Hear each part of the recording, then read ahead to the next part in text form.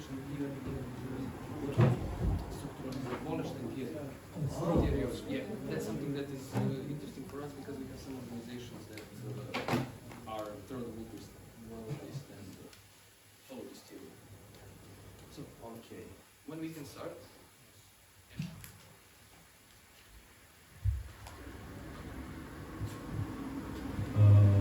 Dear comrades, I want to greet you all and to welcome you in front of the Communist Party of Yugoslavia and the World Anti-imperialist Platform.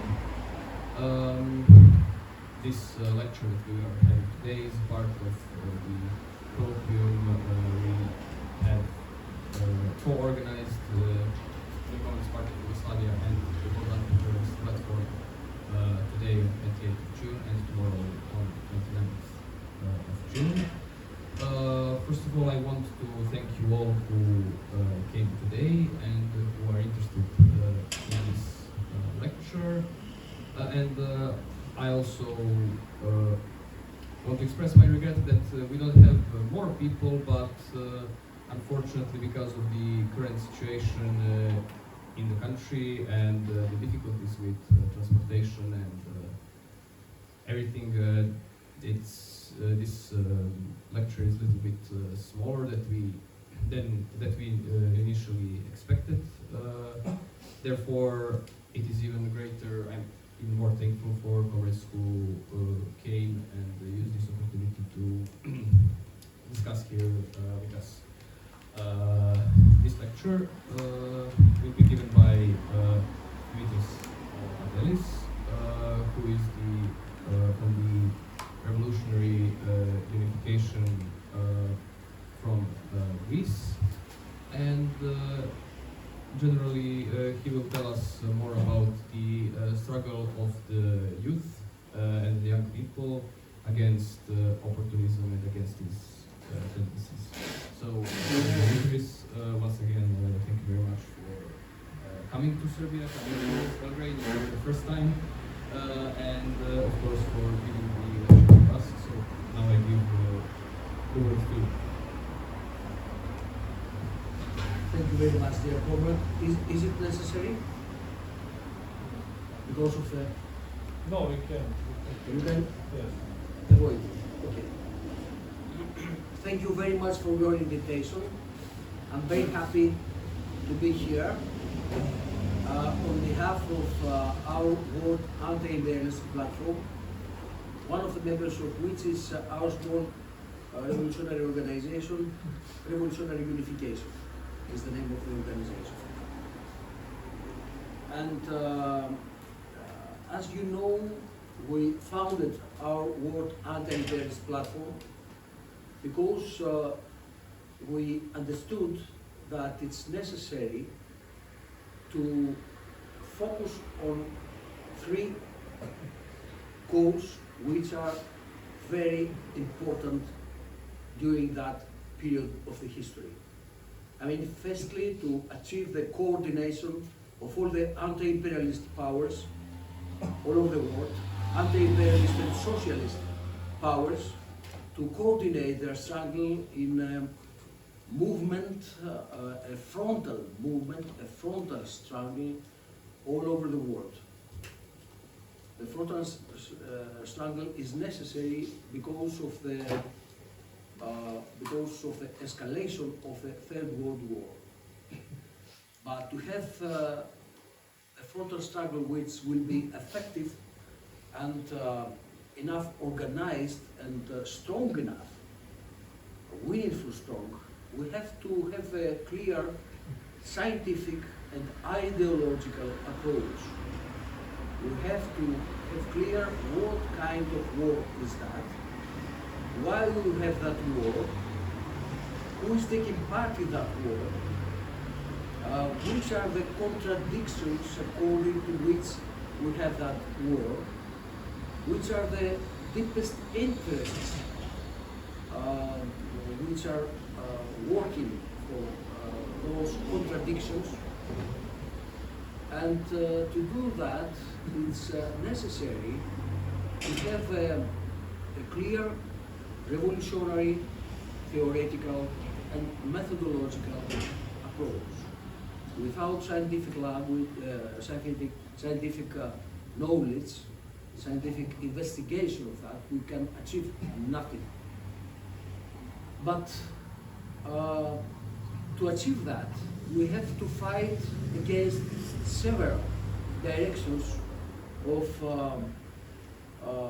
ideological, let me say, house, not just confusion, but ideological house, which is caused by some main opportunistic directions which used to promote their kind of rude revision of Marxist-Leninist science as a real revolutionary one. And that's the second goal, to fight against this orientation of our movement because of the activities of opportunists, of several tendencies of opportunism in nowadays movement. And the third goal, main goal, is to reorganize and reconsolidate the communist powers, the communist movements and parties all over the world, which are focused on the real Marxist-Leninist theory and practice. Why I'm talking about that? I'm talking about that because, you know, if you have a war like that, in our opinion, according to the positions of World Anti-imperialist Platform, it's necessary to have a clear understanding of that and to have the optimum, not just the maximum, the optimum of consolidation of the powers to take a position in that war and to move to give the right direction, the right line for the movement to achieve a victory. If we have a war, and we think that in that war it's necessary to take the part of the progressive forces, the part of the powers of anti-imperialism and socialism, we have to win. And no war nobody can win in a war when we have separated and confused front. Mainly talking, the war is a continuing of policy, and the policy is the level where we have the struggle of interests, the concentration of interests, and that concentration of interests is a concentration of interests of one or another class, social movement, etc. But taking into account the correlation of powers of the conflict of interests in the whole of society, in the totality of society. Okay? So, it's necessary to have a clear position about the political aims of each class, of each party in that world war, and to give right directions to the people, to consolidate people. But how we can consolidate people if somebody says, for example, that this is an intra-imperialist war? It's a war between several imperialists. How many you wish? Maybe there are too many imperialists. Maybe all the countries are imperialist. We have political and ideological tendencies according to which we have an intra-imperialist war, which is a war between some countries and blocks of countries. All of them, those countries, are imperialist. According to a pseudo-theory which is well known as a pyramid theory, promoted by the nowadays manipulators of the leadership of my former party, the so-called nowadays Communist Party of Greece. We have some others who say, according to the directions, for example, of Soros Foundation or what. Okay, if you are very sensitive and you cannot afford the genocide in Palestine, okay, make your struggle in solidarity with the people of Gaza, but be careful. No way allow people to think that that conflict is correlated with the other conflicts, the other theaters of operations, the other fronts of that war. Just keep the perception separated. Don't give the opportunity to the people to correlate the different conflicts, which the synthesis of which is giving us the totality of the Third World War. Okay? So we have too many ideologies, too many approaches, and too many opinions. Somebody could say, so what? That's good. We have democracy, we have freedom of opinion, everybody has an opinion as a minimum, and they have the right to talk about that opinion. This is a liberal approach. And this is a liberal approach at the very surface level, because seems like very democratic. You have the freedom of thought, the freedom of choose, the freedom of mind, okay, and the freedom of speech. But actually, in such a difficult and contradictory period as the escalation of World War III nowadays, such kind of freedom of speech is just a way of manipulating the minds of the people. It's just a way to confuse deeper and deeper the people. And at the same time, the main decisions are already prepared. And the policy and the war is going on according to the dominant decisions.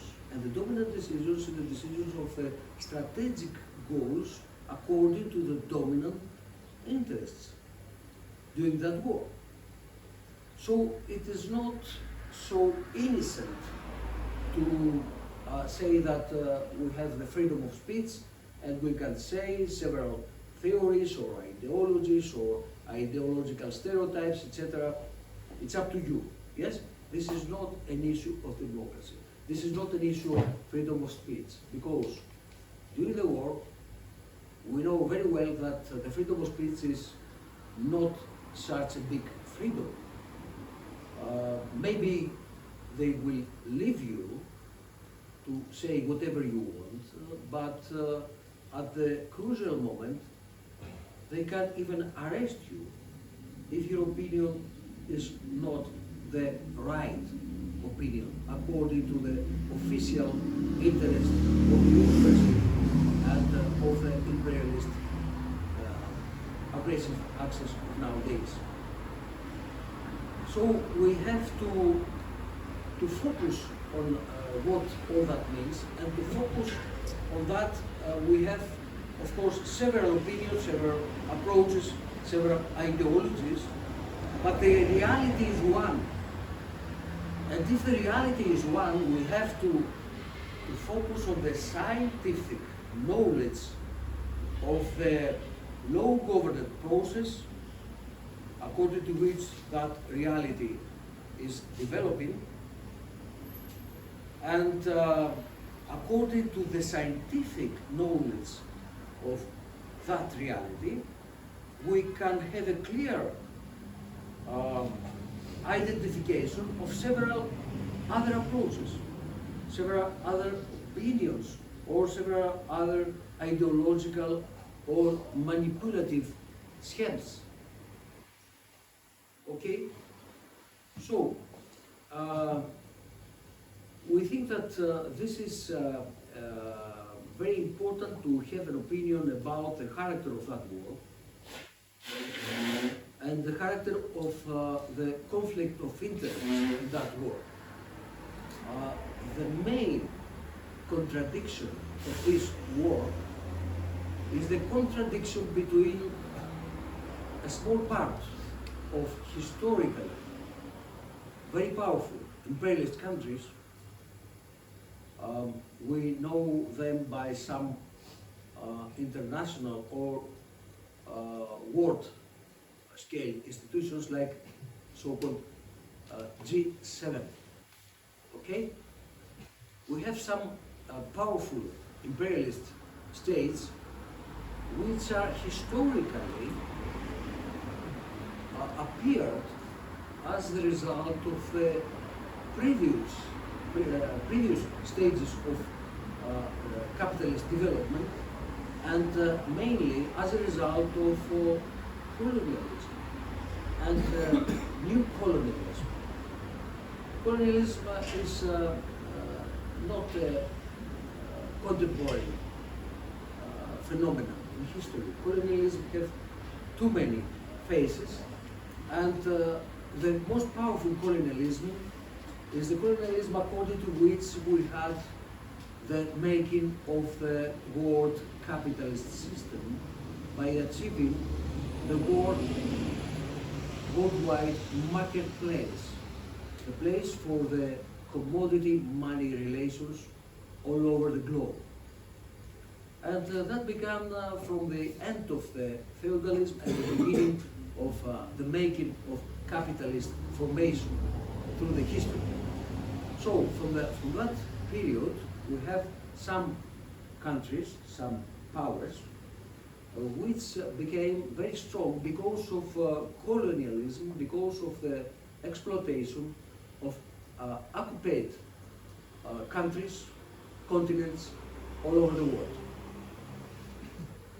But from the end of 19th century, beginning of 20th century, according to the achievements of Vladimir Ilyich Ulyanov, well known as Lenin, at the field of science, Marxist-Leninist science of political economy, we know that we have a new stage in history, the imperialist stage, or in other words, the monopolistic capitalist stage.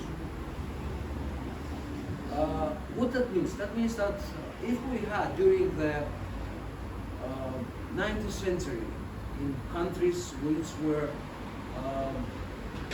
something like the most understandable example of the paradigm of the development of capitalism,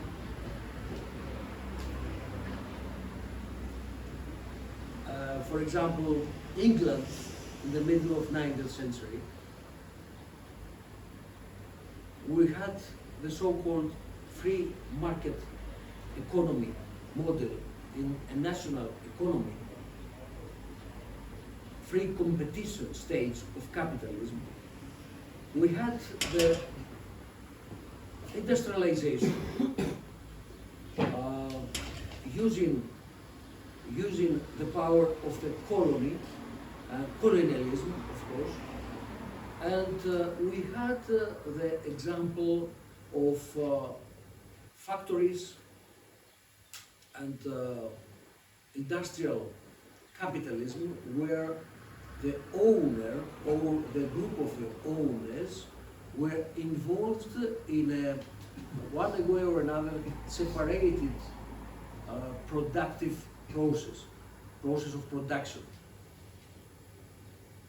But after the beginning of 20th century, we had a new states, according to which states the monopoly system was a system all over the world, and was a system where we had monopolies. That means we had huge organized capitalist enterprises which had the possibility to make an export not only of goods but mainly an export of capitals. The exportation of capital is a form of making the development of productive, relations of production all over the world, in a scale all over the world, is a way to organize the production according to the interests of the most powerful monopolies, which have their residences in the most powerful capitalist countries, which became imperialist states, imperialist countries.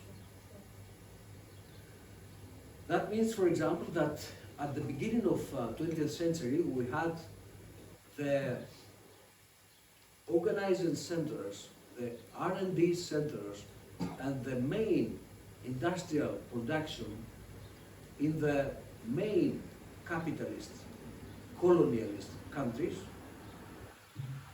and all the other world is a place from where we can take natural goods for the production which is concentrated in most developed countries. And of course we can have slavery or similar to slavery conditions for the working class of the countries of the other world, and we can have the exploitation, special forms of exploitation all over the world. And this is at the same time the peak of the development of the colonialist system, according to which we had the First World War, or the World War which was the first cycle of war in imperialism, because to my opinion, according to my research, we have the imperialist wars which, like waves or like a spiral movement at another level, appears after some period. It's a periodical phenomenon, the World War. The First World War, the so-called First World War, was a war because of the limits of the old achievements of colonial system and the appearance of new industrial powers who wanted to take part at the exploitation of colonies, to take more colonies for themselves in Africa, Asia, Latin America, etc. So we had a conflict between new imperialist countries like Germany, maybe Italy, Austro-Hungarian Empire, etc., and the old colonialist countries. That was the meaning of the First World War, a war between different kinds of imperialists. It was a part of imperialist countries which feel and really were in so-called unfair condition from the point of view of the possibilities to take deep and huge exploitation of the colonies. But in that period we had several revolutionary situations, because according to the achievements of Lenin, we have the worldwide scale of exploitation. We have another form of big-scale exploitation, class struggle, which takes the form of the exploitation from parasite countries against all the other population of all the other countries. Somebody think that this is something wrong. Why? Because according to some ideologies, the real thing is the real class struggle, which is only in the borders of separated country.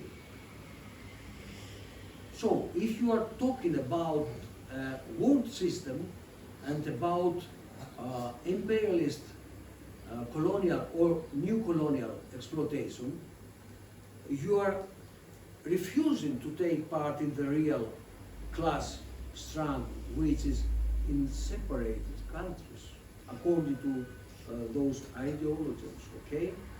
But Lenin proved that the political economy of imperialism is not refusing the class struggle, but is concretizing the class struggle according to the new historical conditions. And the main refusing of the class struggle is to refuse the main form of class struggle, which is all over the world struggle. It's a struggle of working class all over the world, and takes the form of the struggle between imperialist countries and non-imperialist countries. Most of the second are maybe independent countries or formerly independent countries. Many of them are colonies or semi-colonies. Some of them are formerly separated states with their institutions, but mainly they are in dependence relationships with imperialism. So the struggle for independence, which struggle takes the form of anti-colonial, anti-imperialist struggle for national liberation and for national and people's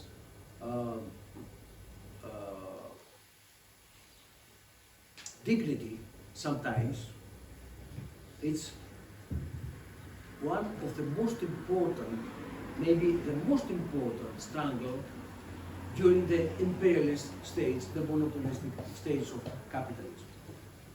Those are the achievements of Lenin's political economy, the fusion of which is the main form of refusing the class struggle nowadays.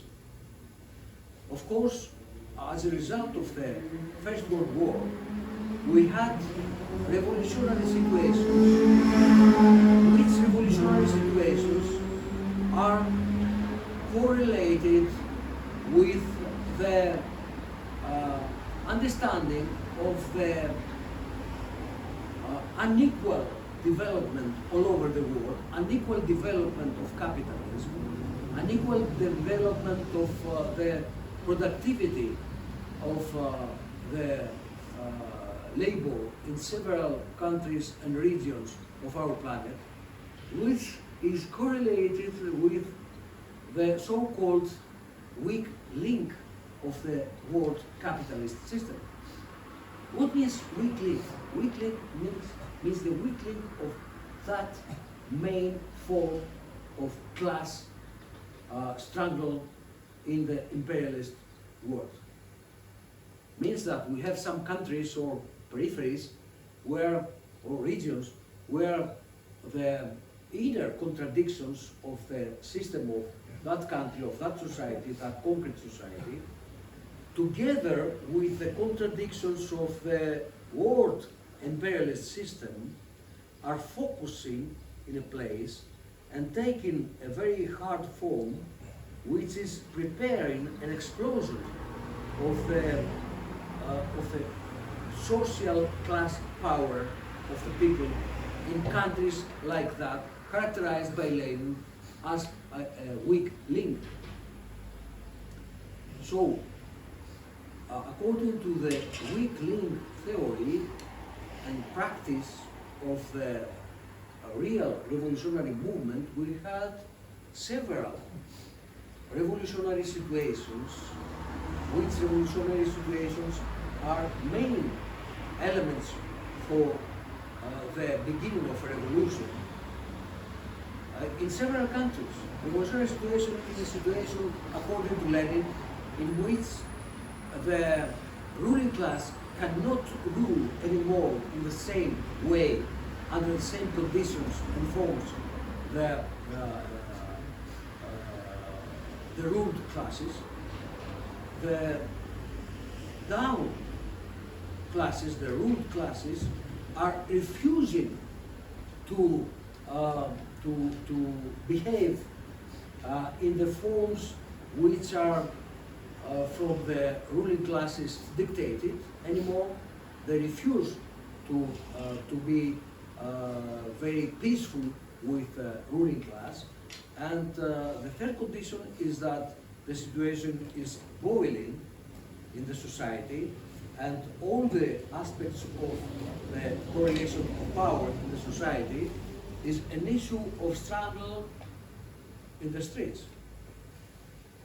So the three characteristics of that revolutionary situation are very, very common in several countries during the First World War and after the First World War. We had revolutionary situation in Russia. We had revolutionary situation in Russia and its colonies. We had revolutionary situation in Germany, in Hungary, in Austria, in Finland, in Baltic countries, etc. But the only winning revolutionary situation was in Russia and the colonies. And one of the specifications of Russia and colonies was the fact that the colonies were in neighbor geographical position with the metropolis. And the metropolis had too many characteristics of not high-level developed capitalism, too many feudal forms, or even more archaic forms of organization of society, including forms of pre-class society, or primitive even society. So, we had the Second World War, which is in some way a continuing of the First World War. But the Second World War took totally different characteristics because it was mainly a war against the first early socialist state, the first early socialist society, against the Soviet Union, the first society of workers and peasants all over the world. So we had a war where we had two blocks. On one hand, we had the bloc of the anti-Comintern acts, and on the other hand, we had the bloc led by Soviet Union, and according to very hard and very clever efforts of Soviet politics and diplomacy, we had the anti-fascist bloc during that period. The Second World War was very massive, and as a result of the Second World War, we had a round of new revolutions, and we had the appearance of the system of early socialism of early socialist countries all over the world. During the Second World War, we had national liberation movements, anti-fascist blocs and fronts led by communist parties, led by communists all over the world. And as a result of that struggle, the struggle against the anti-Comintern bloc, we had victories of some revolutions. The main revolutions, the main fundamental revolutions were, of course, in Asia. I mean the Korean Revolution, I mean the Chinese Revolution, which were great revolutions according to the weak link theory and practice and the frontal movement of communists, and according to which the anti-fascist movement, the movement of national liberation, was moved further to more revolutionary direction, to socialism. So, after the Second World War, we had several countries, new socialist countries, and we had differences all over the world. Most of the socialist countries were supported, mainly Soviet Union, but after Soviet Union and the other socialist countries were supporting national liberation movements against colonialism. And the decades after the Second World War, we had a big change all over the world. The change from colonialism to new colonialist system. And we had too many national liberation, anti-imperialist revolutions and states as a result of such revolutions. This is a huge achievement of the world revolutionary movement, an organic part of which is the anti-imperialist struggle. We have to take into account, after the First and the Second World War, that we had, after the First War and after the victory of Great October Revolution, we had the beginning of the general crisis of the world capitalist system. General crisis means that we have the limits of capitalist form of development for the society, and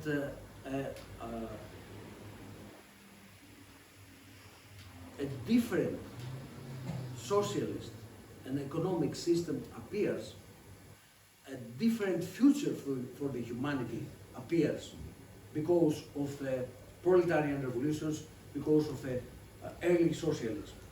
This is the beginning of the general crisis of capitalism. This is something which we have to take in account to understand even the nowadays Third World War. Because the crisis, that crisis, is not in the past.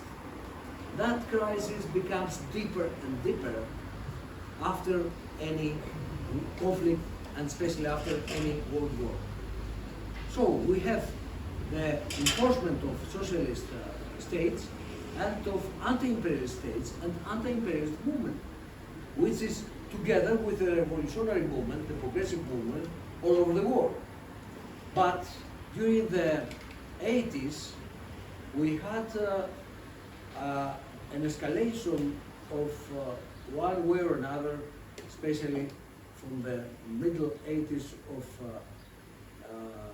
20th century, escalation of counter-revolutionary process in the main country, in the first country of early socialism, in Soviet Union, and in the socialist countries in Eastern Europe, which could not exist without the support of the Soviet Union.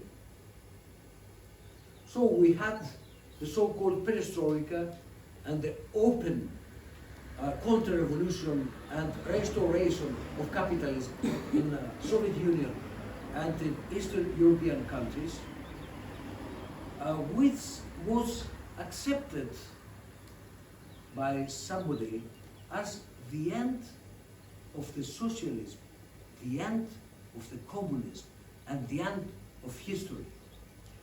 It will be, of course, this is a wishful thinking for the enemy, for the world bourgeoisie, for the world imperialist system. But unfortunately, too many of the so-called communist parties, too many of Euro-communists, too many of social democrats were thinking in such spirit. They thought that there is no reason to fight anymore for socialism and communism. This is the end. The only thing we have to fight, and this is the way of unmasking that so-called progressive forces, Euro-communists and social democrats, they were focusing on socialism with democratic face, socialism and democracy. But at the end, they were focusing on capitalism with some kind of human face. And actually, many of them became more aggressive than the political forces of the real imperialism. I mean, some leaders like D'Alema in Italy and Euro-communists who became something like a parody of the Democratic Party of USA in Italy, and nowadays they don't exist at all. They achieved to destroy the communist movement, or what we used to name even Euro-communist movement.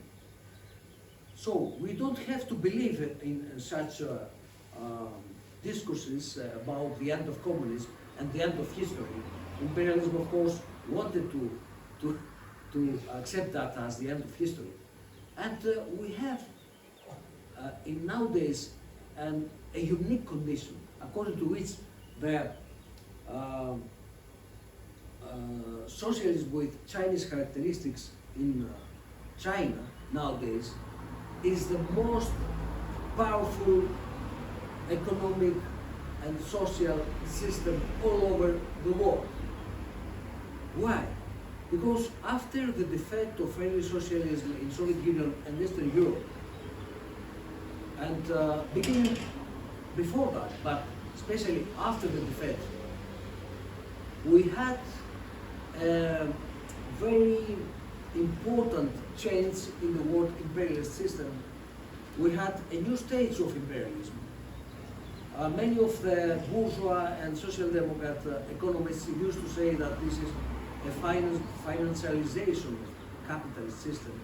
I don't like that terminology because it's not the real condition of new states. The new states is a state according to which we have several forms of monopolistic capital, several forms of financial oligarchy, and several instruments of financial relations, economic relations all over the world, according to which, and using the labor power of former Soviet and early socialist Eastern societies, labor, they could have some comfortable development. And they began to keep in the metropolis of imperialism the leading groups, the directories of their monopolistic transnational companies, and the R&D parts, the main R&D parts of their monopolies, and to remove from those societies the production, the real production. That means that we had several ways of deindustrialization of main metropolis of capitalism and removing the industry and the real production of things to several countries, and mainly to China. China, because of the very flexible and strategic view of the leadership of Chinese Communist Party, China became the assembling station of world economy, mainly assembly station. The capitalists, the imperialists thought that this is the dream of any parasite all over the world. They could have the best conditions for the super profits all over the world. They can remove the production to the countries like China, maybe like Vietnam, or like Cambodia, Laos, India, Pakistan, Africa, etc., to remove the industry, to remove the most anti-ecological production, the most so-called labor intensive labor production, and the production which need to be in the places where the natural goods are very achievable in an easy way. Of course, in the combination with the ways of transportation of all that and the energy, they remove the industry to countries like China. But Chinese people were not idiots. They had to sacrifice maybe some decades of their development to achieve what? To achieve technology and science, to achieve the development of the productive forces, which legacy was the lower in the history of early revolutions of 20th century. Because they understood that without an enough development of the productive forces, they cannot achieve the possibility of independence. So, they have their own specific economy, they have their own specific socialist planned economy, they are planning their economy according to the state sector of economy, which state sector includes the most strategic sectors of the economical activity. And they have nowadays the development of know-how, technologies, and science. Nowadays they have the most developed science all over the world. And you know, science is the main power of developing technology, especially the basic, the fundamental science. So, in nowadays, we have the Third World War, which is a war between the most powerful imperialist countries, the parasites, according to Lenin's terminology, which understood that they are losing, dramatically losing their positions all over the world, in all the aspects, in economy, in technology, in science, in war conditions, military conditions, etc. So they are, they have no choice than to fight, to keep some conditions, or to destroy the enemies, the antagonists, in face of anti-imperialist and socialist countries. So, if the Second World War was an anti-fascist war, with the results I told you about, the Third World War is an anti-imperialist war, where the imperialism instrumentalizes the fascism, the far right, the Black International, in several aspects.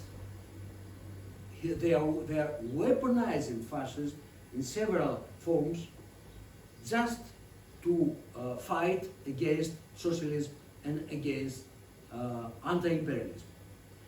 So the communists and the progressive people all over the world have to take the part of the other alternative pole of the aggressive acts of the imperialism of nowadays. But we have some opportunist tendencies all over the world, and the main opportunist tendency, as I mentioned at the beginning, is led by the nowadays ideologists and bureaucrats in the Communist Party of Greece, which are moving, are promoting a practice of, I would say, of a practice of masked pro-imperialist practical position. They have something like a camouflage of their pro-imperialist position. What is that kind of camouflage? They are using some kind of leftist rhetorics to attract people, mainly young people, to attract in a way of some kind of revolutionary spirit movement, but really the main goal is to avoid the struggle against the main enemy, against the imperialism of nowadays. Let me say some words about the imperialist pyramid pseudo-theory. According to that pseudo-theory, all the countries are imperialist. Why? Because they are specially and in a very manipulative way, they are trying to confuse people using similar words, especially in English, as the same meaning concepts or categories. For example, Lenin, in his imperialism as the highest stage of capitalism, is using the term of imperialist or monopolistic stage. At the same time, he is using the term imperialist state or imperialist stage. State. Very similar, okay? For the person, young person, which is not involved in deep understanding of Marxist science, Marxist political economy, one and another is very similar, okay? So, what they manage to do with that? They say that every country which in the imperialist state, that means where monopolies are active, is automatically, at the same time, an imperialist state. This is totally brutal revision and destroying not only of Marxist-Leninist political economy, but of any rationality. Even a bourgeois thinker can understand that and one concept is state and the other concept is stage. Stage is talking about history. State is talking about history and geography and geographical economy, etc. Different things. You can have a state which is a colony state. You can have a state which is occupied by imperialists. And in that state, you have monopolies which are very active. Which monopolies? The monopolies of imperialism. According to that brutal revision of Marxism, these colony states, because of the existence and activation of monopolist companies there, is a monopolist imperialist state. Do you understand the scale of the manipulation? I'm sure that you can understand, but believe me, there are too many people which, because of the lack of theory, because of the too many decades, ignoring the necessity of scientific struggle for the real Marxist-Leninist theory and methodology from several parties, they are not able to understand an elementary level of Marxist-Leninist science, and especially young people. So young people, of course, they are people which, as we used to say in my country, the blood is boiling. Okay? The blood is boiling. They want active, and they have a very sensitive feeling of the justice or injustice. Okay, and they are ready to fight against everything which seems injustice for them, and this is very good, very real. We have to work with those young people. We have to help them to understand deeper and deeper what is happening. We have to help them to realize the real consciousness of working class and to understand the science of Marxism-Leninism, to teach them. One of the main functions of the communist organizations, communist parties, is to teach working class, and especially the young people of working class, to connect the Marxist-Leninist theory with the real movement and the real feelings of young people, because as even young Marx said, we cannot win without a deep combination of involvement using our heart and our mind together. Heart and mind together. That means feeling of injustice. We have to have a direction to the real scientific orientation, to the real scientific approach, to the real scientific definition of strategy and tactics. So according to that pseudo-theory, we have such condition where, of course, if I had the possibility to communicate with some of the members of Politburo, even the General Secretary of that party, and if you make them to feel the trouble of the lack of theory and of the revision of theory, they are taken a defense position, and they say, okay, not all the countries are equal in the imperialist system, the pyramid, but even the weakest countries, they have a bourgeoisie which is taking policies which are imperialist policies. Do you understand what that means? That means that wishful thinking of some petit bourgeois is accepted like a real condition in the class struggle all over the world. What that means? That means that sometimes, according to the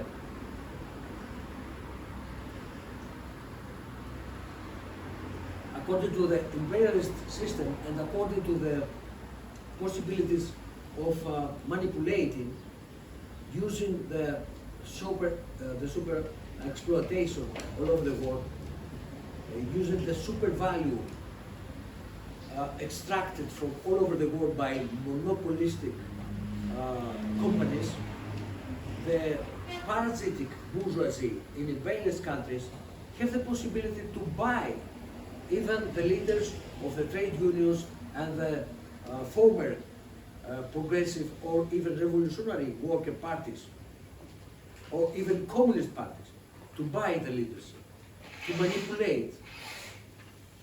So sometimes the manipulation takes very great scale. Sometimes the working class people, for example, of Scandinavian countries, or of Holland, or of USA, are more powerful from the point of view of the clear income than some bourgeois in colonial countries. Do you understand what that means? Okay, if it's understandable, we can understand why we don't have revolutionary movement in the main metropolis of capitalism all over the world. Let me focus briefly on that. We don't have powerful movement because the financial oligarchy has four main pillars of manipulation of working class movement. The first one is what I told you, the buying of the leaders, the buying of, according to Lenin's terminology, working class aristocracy. They are buying the working class aristocracy and they're making workers to fight to each other and avoiding to have a powerful subject, revolutionary subject in their societies. The second is to lie. To lie means to have demagogical discourses, several demagogical discourses, to promise something and do the opposite, exactly the opposite, for example. We know very well how it works. The third one is the principle of even ancient empires like Rome. Divide and rule. Everywhere, when you have a front or a powerful or a promising to be powerful party or organization, make them to fight, make a split, and then make them to fight each other. It's very, very effective. Very effective. In Balkans, we know very well what that means. Okay? Using the specifications of Balkan characteristics of personalities and groups. Okay? So, and the third one, when the combination of the three first pillars is not working, the third one is the most effective, and especially in critical, crucial conditions and in the war. Death, brutal violence, and kill some of them, to make them to afraid. Okay? Those are the four pillars according to which they can manipulate.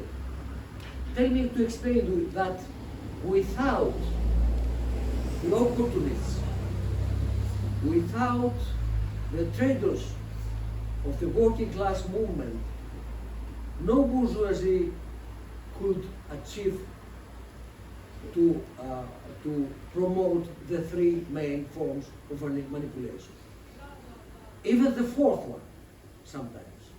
Even the fourth one, sometimes, in crucial conditions. Okay? So the main helping power for manipulation is opportunism. How we can understand why the main form of manipulation is opportunism?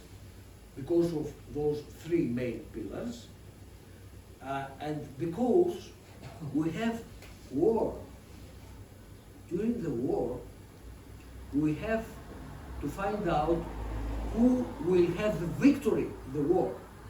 And during the war, we have the unmasking of several forms of dominance of imperialist powers, and we have the preparation for the next wave of socialist and anti-imperialist revolutions.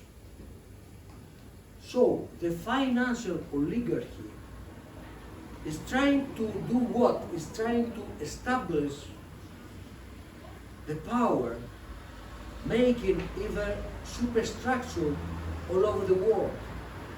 And the superstructure is the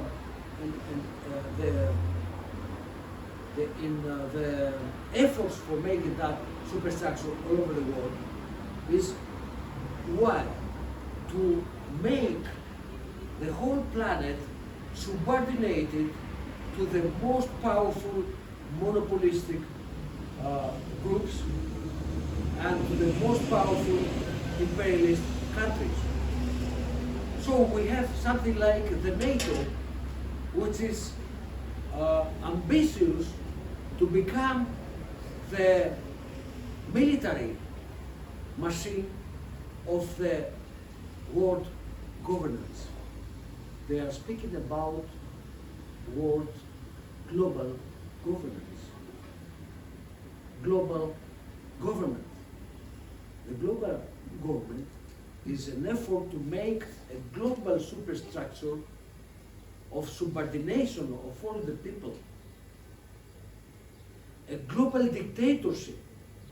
Excuse me, but this is the new order in a brutal primitive form, well known from Hitler, Mussolini, and monarcho-fascist militarist system of Japan, etc. This is the same. They name it a little different, but this is the same. But to achieve that, they ought to make that war as a war to prevent the oncoming revolutions. And to do that, they can do nothing without the support of opportunists. So we have to have in mind the definition of opportunism by Lenin. The definition of opportunism by Lenin is to confuse strategic with tactical goals, and mainly is the agents of the class enemy in the lines of working class movement. They are agents of the financial oligarchy of nowadays in the working class movement, in the anti-imperialist movement all over the world.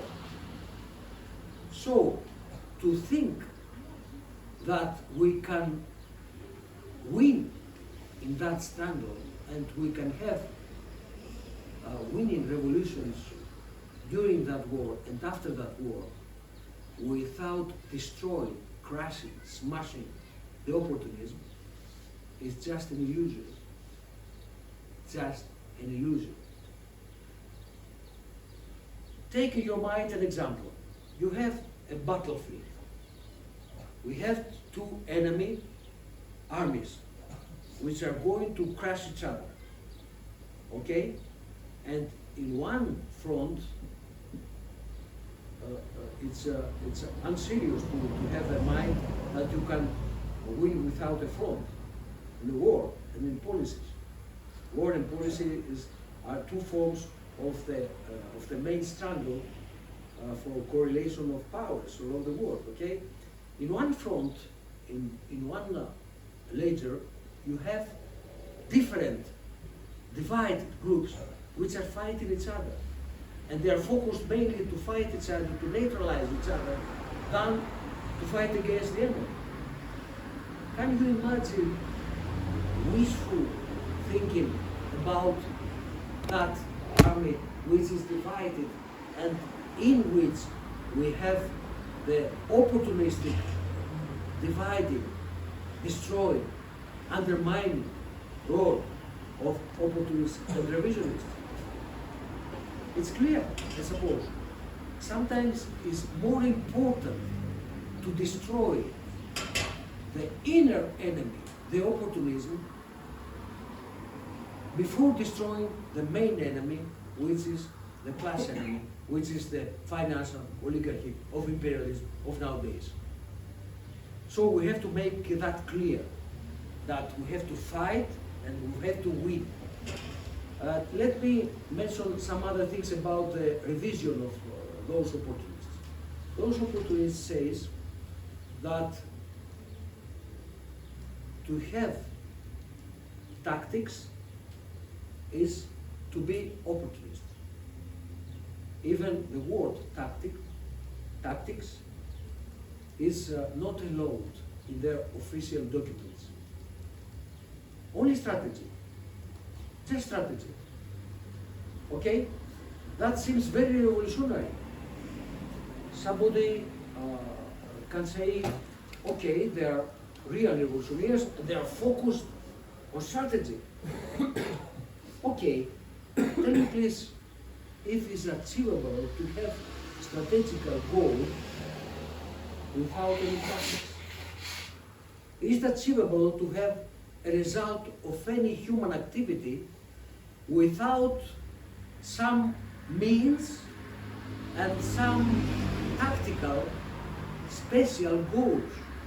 For example, can you build a building without a fundament of the building, without walls?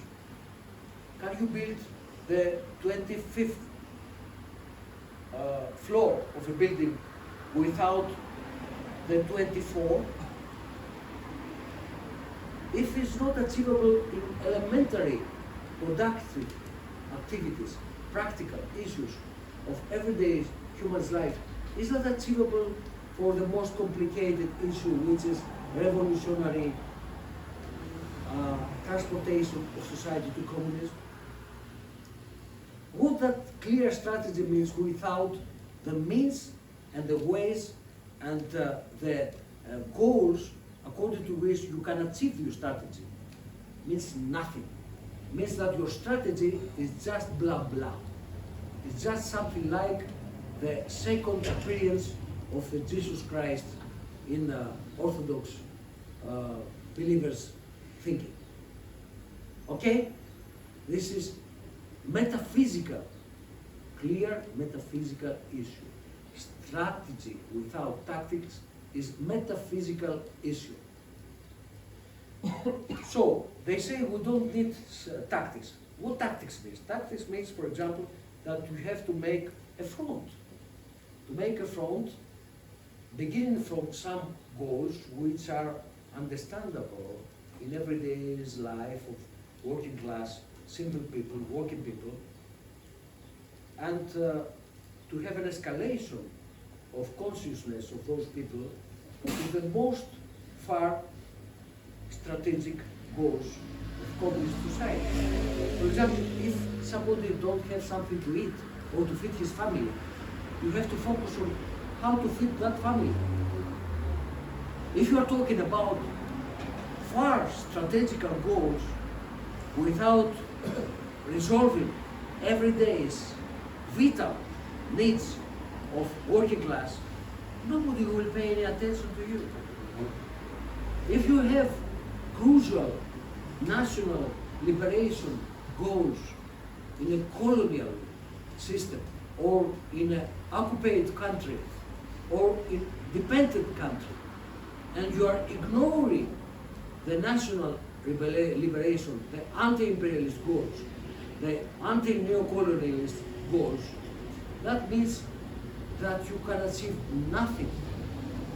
For example, our so-called communists, really bureaucrats, opportunists, and revisionists in our country, say that to have a front is an opportunistic approach.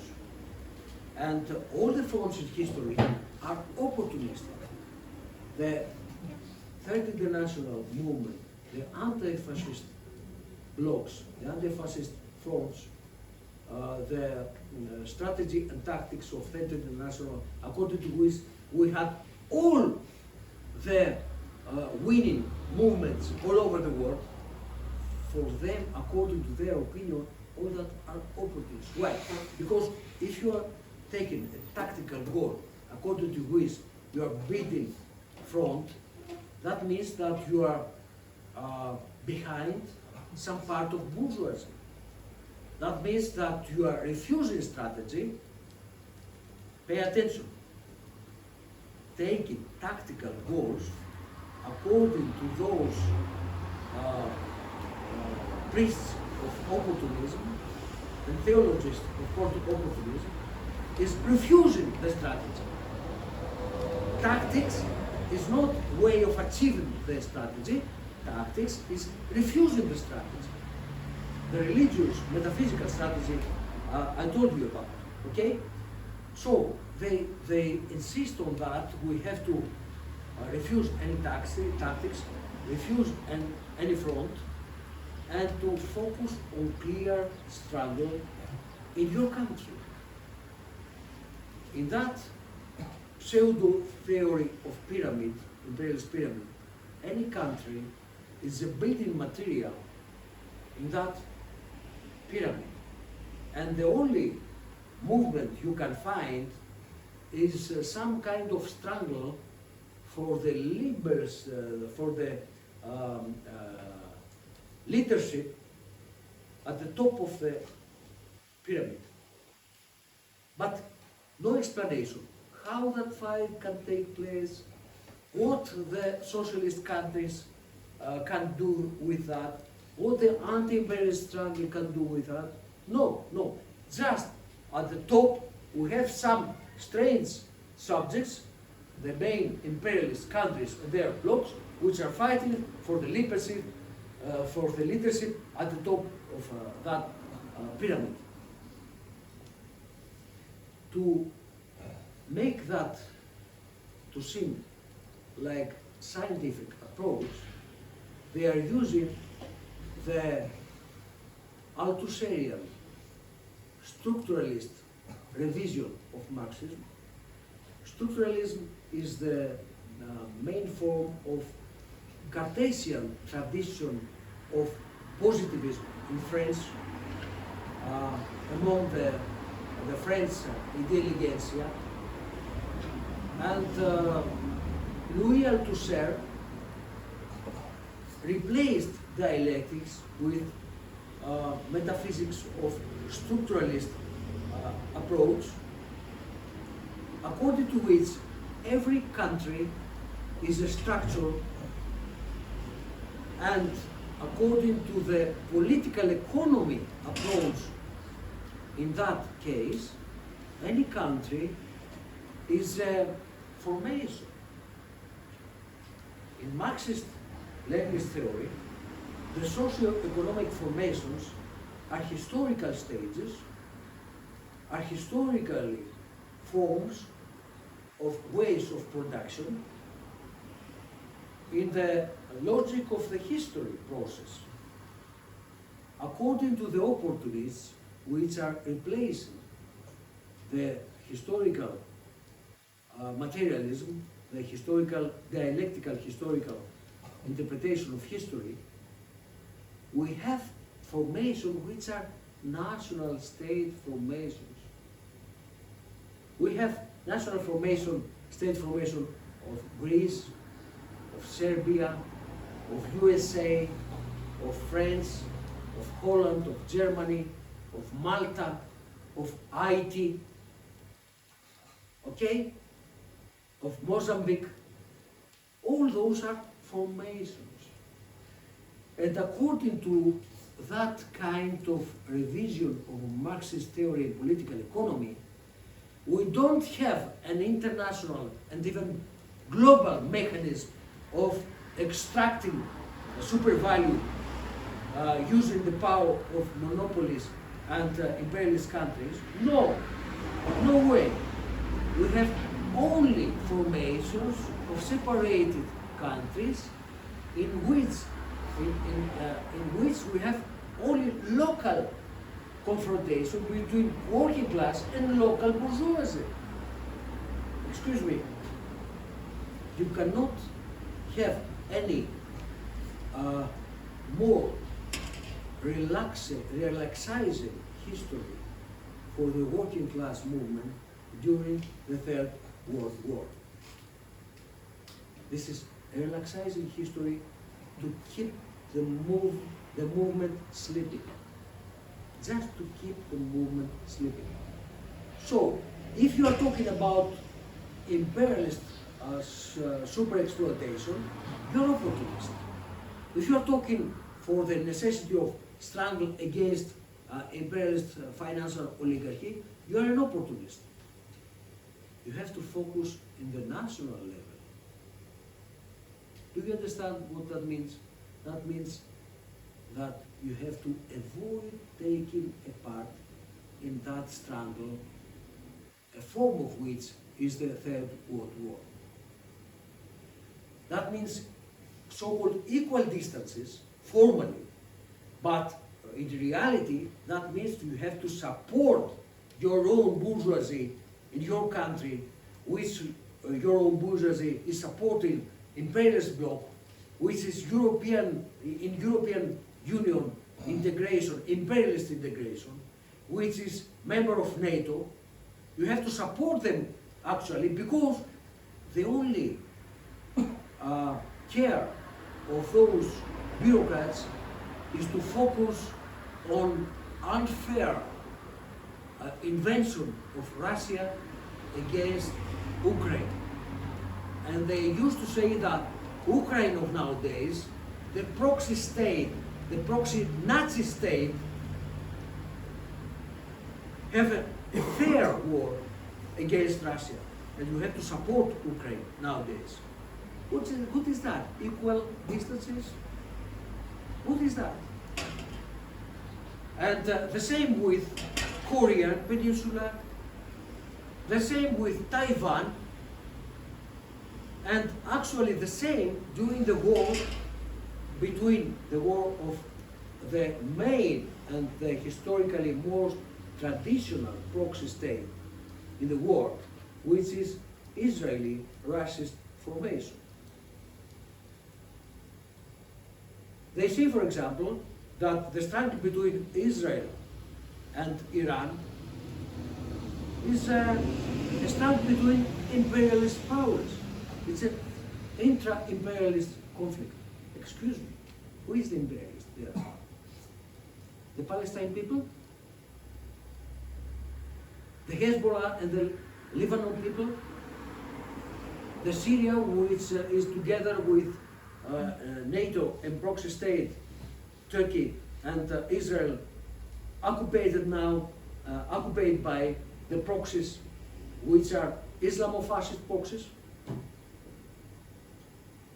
Which the imperialist? The northern Yemen?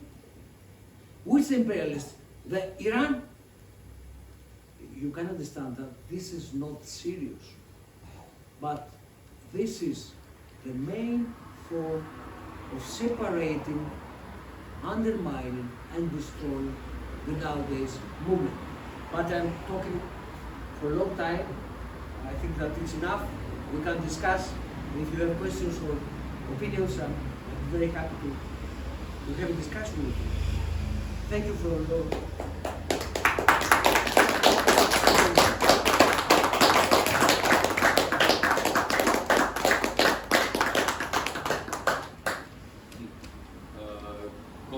thank you very much for your lecture, and I will invite now comrades if they have any questions.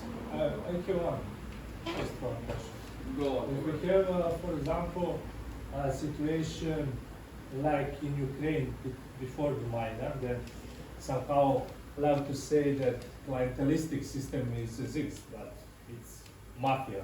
which system? In Ukraine, for example, which also we have some kind mafia state during the, which also in Georgia in nowadays. Okay. I don't want to speak about my country, but I can see some similarities that mafia control this state.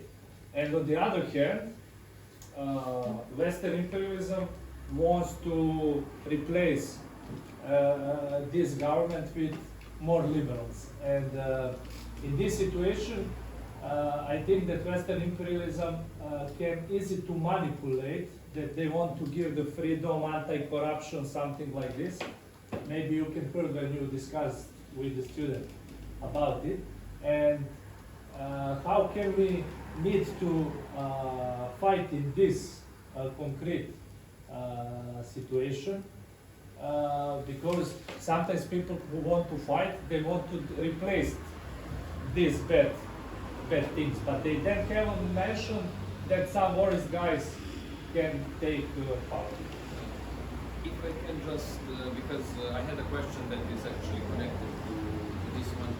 We can see that in this situation, the opportunists actually gain the upper hand, because for them it's not a problem to let's say, go with the flow and to support policies that are essentially pro-imperialistic.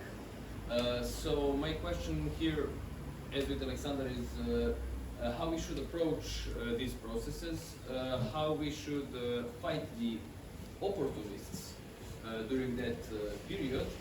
And another thing is what are the tasks of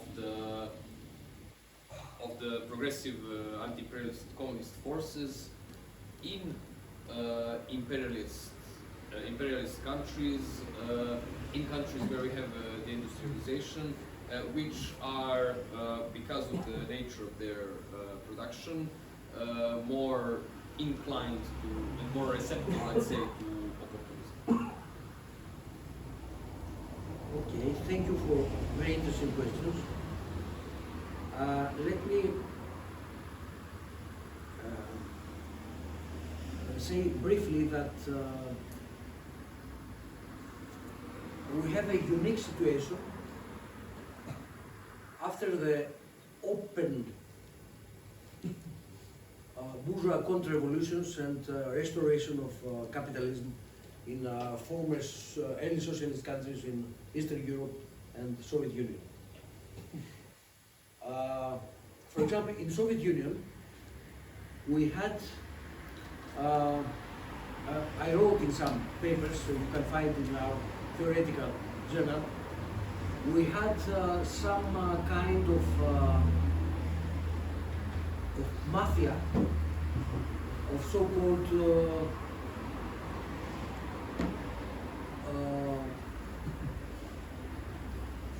hidden economy.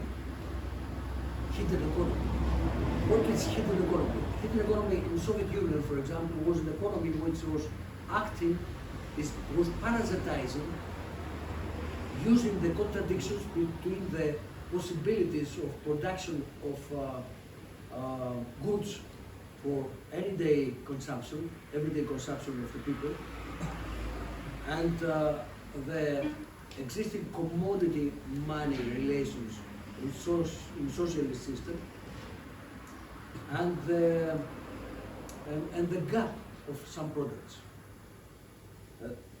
That means that from 50s and 80s, we began to have a condition where many of the goods of socialist economy were reformed. For example, every year during the Revolution Day, Soviet citizens used to listen in which products will have the falling down of the prices. Main products, for example, milk, meat, bread, clothes, etc. It was usual to listen how many commodities or so-called commodities in socialist economy become not commodities but become things which are necessary for the families of the working class people, of the working people. Okay? After that, many of the, and also better health care for the people, better medicine, better schools and education, better systems for free vacations every year for the children, for the families, etc. That was for free. More free things, more things which are becoming something which is not traditional commodity. Okay? After the 60s, after the Kosygins reforms, etc., we had many differences because they were focusing on making the salary higher, make people to have more money, Soviet money, but money. That's very complicated because many people had some money but they couldn't buy things they wanted to buy. Okay?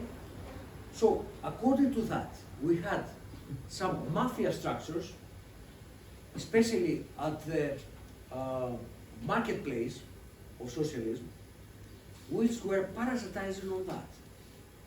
They can even measure what sort of shoes the people want to have. Okay? Officially, how many shoes of that can take? They were writing the drops and the percents, and they are focusing to what special mode of shoes or clothes, etc., the people want, and they made a parallel economy where they are trying to take the goods from the factories and make a parallel underground market for all that, speculation market. So that speculative mafia became enough powerful, but they didn't have means of production. They had money, Soviet money, but didn't have means of production. So the main contribution was the unity of the most corrupted bureaucracy of the party and the state with such structures of mafia which wanted to become real capitalists and wanted to have relations with a capitalist system all over the world. So many very helpful could be the bureaucrats of diplomacy, of political system, etc. So the most corrupted part of bureaucracy, together with the mafia structure of the hidden economy, became the most powerful, the main social subject of the counter-revolution. And according to that, they took the power. They took the power using several forms. For example, they were using the forms of national question, nationalism. The main goal from the imperialism, which was helping all that counter-revolutionary process, was to separate Yugoslavia, to separate Soviet Union, to separate Czechoslovakia, etc. Okay? To separate. That means to liberate. That means to decolonize. They choose several terminologies which are very, very attractive. Okay? Who don't want to separate his nation? Why? Because they were under the power of Soviets. And the power of Soviets and the power of Russia in everyday stupidity perception is something similar. Okay? So we have to make the Georgians to fight against Soviets, against Russians. We have to make the Uzbekistani people to fight against Soviet Union, against Russia. We have to make Ukraine to make the same, etc., etc. Okay? So we have mafia integrated with the political power during the restoration and counter-revolution process. The privatization is the beginning of the new bourgeoisie in such countries.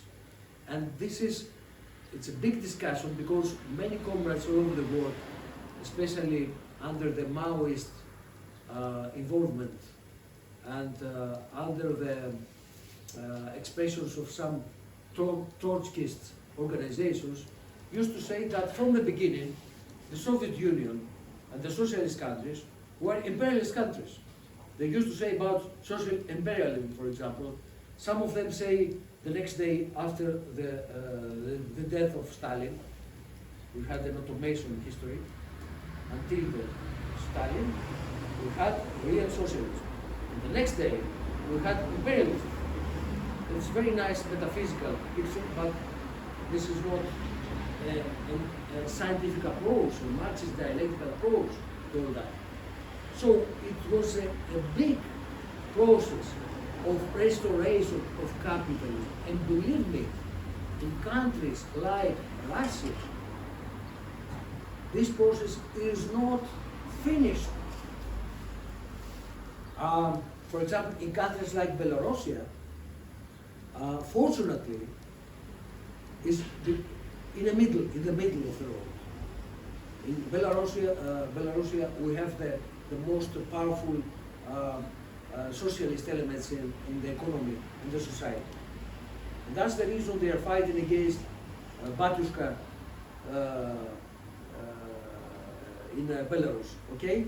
Lukashenko, I mean. So we have mafia in Ukraine, we have mafia in Russia, we have mafia in all the counter-revolutionary regimes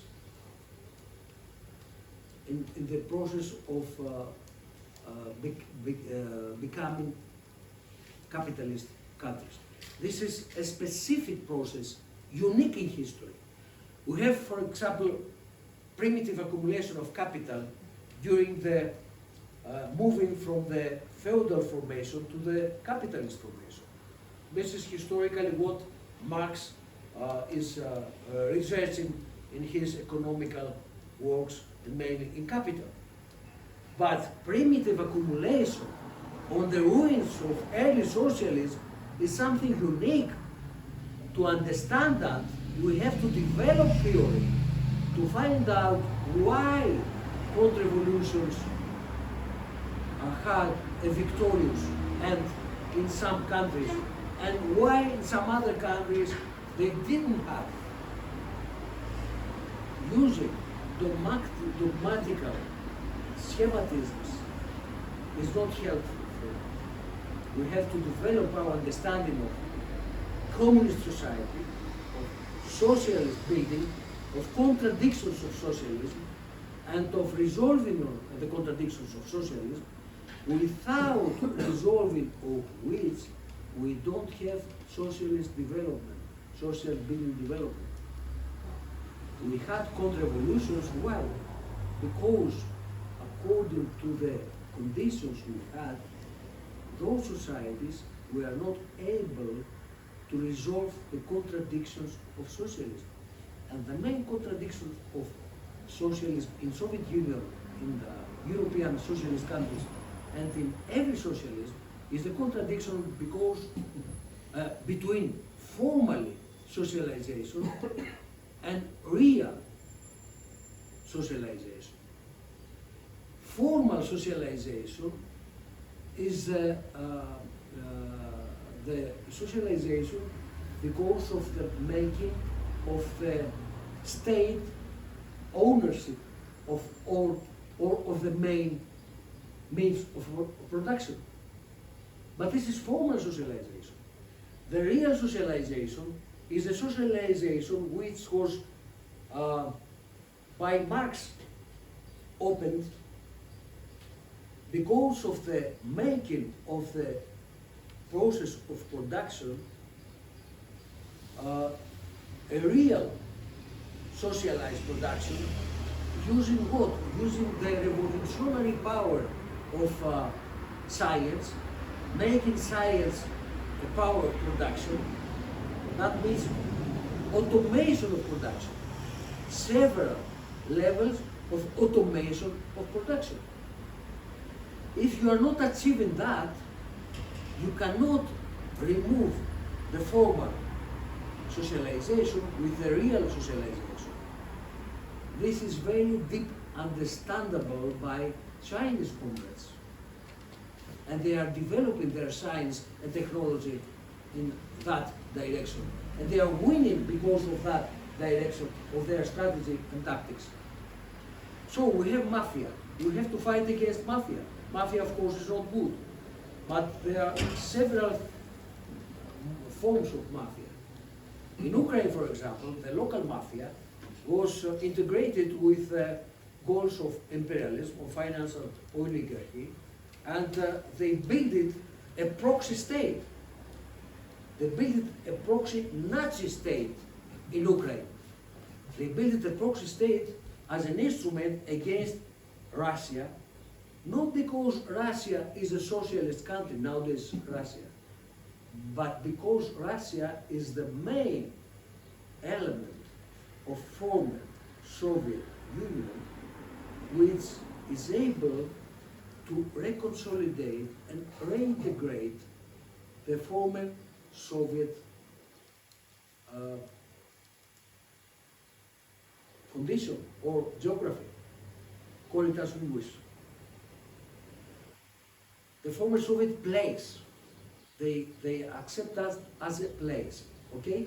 But the Russia is the more powerful economically, socially country after the destroyed of Soviet Union, not revolutionary destroyed of Soviet Union, which is able to reconsolidate. So they have to fight against Russia now. They have to fight against Russia because Russia is the weak link of the anti-imperialist front. Why? Because Russia have the legacy of military power from Soviet Union and military industry from Soviet Union, but they are bourgeois and they want to work together with bourgeois. And the main thing they know to do well is to be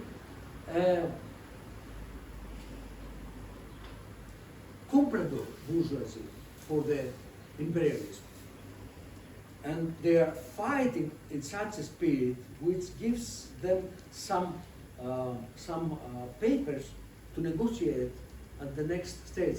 Yesterday, Mr. Putin was talking about the readiness for new negotiations. And in Istanbul or everywhere, with the help of the very good friend Tayyip or the very good friend Donald. Okay? This is typical for the new bourgeoisie, mafia bourgeoisie of Russia. And they are using that. They are using that. So, what to do with the corruption, for example, of that mafia? Wait a minute. Corruption is not the only characteristic for mafia. It's not the characteristic only for mafia. Tell me please, we don't have corruption in USA? Come on. We don't have corruption in Japan? In Germany? In France? Come on. And we have only the top of the iceberg sometimes, elements from the top of the iceberg. The down part of the iceberg is huge. Corruption in capitalism, especially at the monopolistic stage of capitalism, is something which is immanent element of existence, of development of imperialism. So to fight against corruption, okay, it's good to fight against corruption, but it's good to have a strategy for that. For example, we have the corrupted governance of the Mitsotakis Prime Minister in Greece now, and of course we want him to fall down, we want to destroy that government. But with what will you replace that? That's the issue. Are you able to replace that? Are you preparing something, something which is alternative to that? That's the main issue. For example, you have struggle of the young people, of the students. We visited today a faculty and we had a discussion with young people, students. You have a movement, a massive movement after the Novi Sad railway station situation with too many young people which were killed by that. We have similar things. 2 years ago, because of the privatization of railway system in Greece, we had a crash of 2 trains. And one train was commercial train. And in one train, highly likely, we had some chemical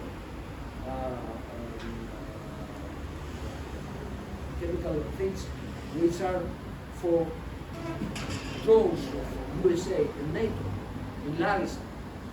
In Larissa we have airports for drones, basically.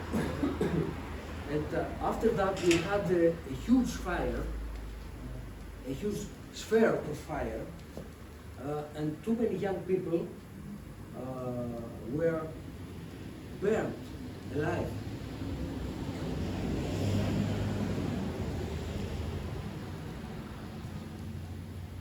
"57 young people were killed or burned alive." We had a huge movement, protest movement against that. That movement was one of the strange movements which we have periodically in our countries, in my country especially.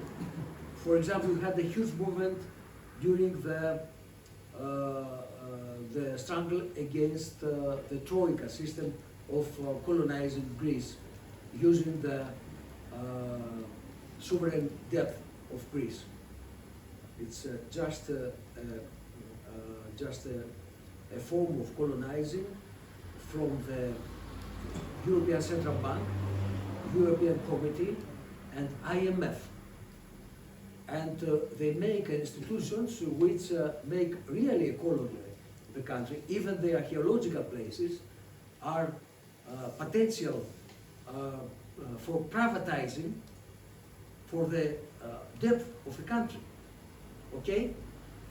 For a century, 100 years, we have agreements for a century of colonizing Greece. Okay? And we had huge movement against that colonizing Greece. Millions of people were fighting against that. Then we had in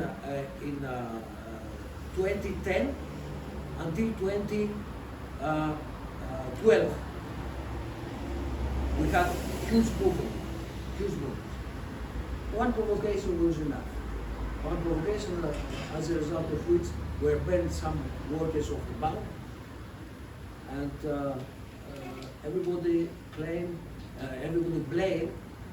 the movement for the provocation of killing the people.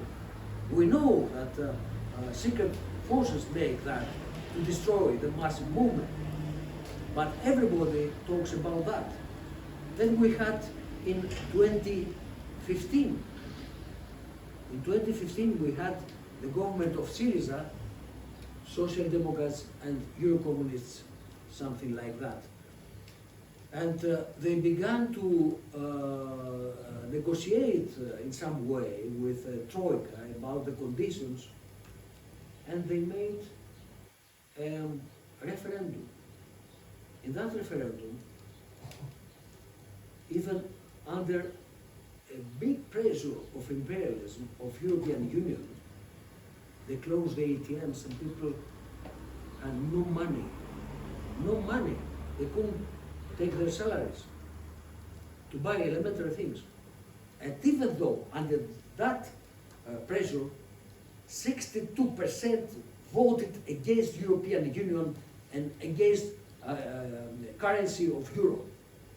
62%. The next day, the government, together all the bourgeois parties, voted for a new memorandum, voted the opposite of the decision of the people in referendum. This is their democracy. Okay? And nowadays, in 2023 until 25, we have demonstrations, and you know, is something which is not by accident. We have about 62 or 75% of the people which are against the main parties in Greece, which don't have political representation of their position, which don't have an organized subject, political subject, and they are totally against NATO, European Union, imperialism, etc. What imperialism is doing? They are trying every day to undermine any condition which is promising to make something in radical direction, in a revolutionary direction, to make a front. And here is the main job of opportunists. Believe me, in any case, they are appearing, some of them, and destroying everything constructive which we achieve. But the point is not to leave those people separated and without any theory, without any organization, without any strategy. The main duty of communists is to join that masses, to continue discussing, beginning from the problems they can realize, they can understand, and step by step to move them to more radical, more revolutionary direction. But without a deep relation with those masses which are disappointed and which are against the regime of imperialism, we can achieve nothing, believe me. We don't have to leave them all, we have abstract goals. I have the clear goals and I ignore you because I'm elitarian revolutionary, you see? This is stupid position. This is not revolutionary. This is not a communist position. We have to join them and we have to help them in any case, anyway, especially the young people. Without young people, we are nothing. We are dead. So to my opinion, we have to focus on that. And the other, of course, corruption is a problem. Of course, the criminal politics is a problem. Of course, nowadays, we have to combine all that with the Third World War and with the imperialist approach to that war. We have to combine that with anti-imperialism and to the goals of communist socialism, socialist revolution, okay? What about the tasks of movement in imperialist countries? It's a very big issue, very, very big issue. Mainly, we have common directions according to what we was talking about that. But that war has some specifications. That war is the most powerful war from the point of view of destroying the conditions for super exploitation of parasitism of the main countries, of the main transnational monopoly groups. So we have to enforce our power to explain to the working class of the imperialist countries, Germany, Holland, France, Italy, England, USA, etc., to explain to them that the enemy, the main enemy, is in the country. And the enemy nowadays continues to have possibilities to buy the leadership, to use the three of the four pillars of manipulation. But if we make him to lose the possibility of extracting super value to give a part for buying and manipulating, the working class, even in those countries, will become revolutionary again. Without, that means, this is another very powerful argument for the opportunists like the so-called Communist Party of Greece. Without enforcing the anti-imperialist struggle during that war, without enforcing the de-dollarization, the de-euroization of world economy, we can achieve nothing in the movement into any separated imperialist country or countries which are very close to imperialist countries. That's the main issue, in my opinion.